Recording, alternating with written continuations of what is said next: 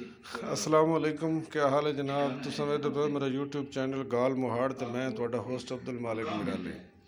अच्छा, हुणे खबर PTI ਦੇ ਰਹਿਨੁਮਾ ਪ੍ਰੈਸ ਕਾਨਫਰੰਸ ਕਰ ਰਹੇ ਹਨ ਤੇ ਸਾਨੂੰ ਦੱਸ ਰਹੇ ਹਨ ਵੀ ਮਹਿੰਗਾਈ ਦੇ ਨਾਲ ਆਵਾਮ ਦੀਆਂ ਚੀਖਾਂ ਨਿਕਲੀਆਂ ਹੋਈਆਂ।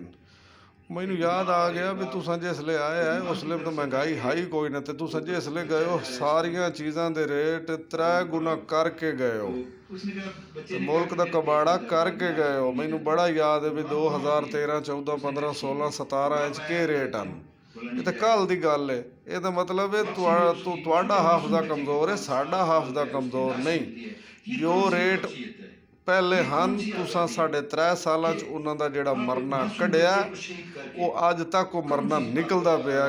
ਜਿਹੜੀ ਸ਼ਾਇਦ ਰੇਟ ਚੜਿਆ ਫਿਰ ਕੇ ਕੰਮ ਹੋਣ ਦਾ ਨਾਂ ਨਹੀਂ ਲਿਆ। ਇਹ ਸਾਰਾ ਡਰਾਮਾ ਭਾਈਜਾਨ ਤੁਸਾਂ ਕਰਕੇ ਗਏ ਹੋ।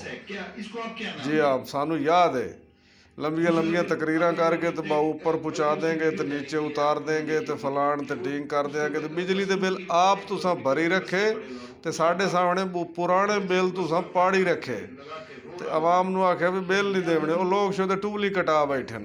बिजली वाले टूबल जोड़े बंदियां दे हन किसानां दे, वो शोदियां दे तुसां आख्या भी बिल नहीं देने, उन्होंने टूबल ही खत्म हो गई। बहुत अच्छे।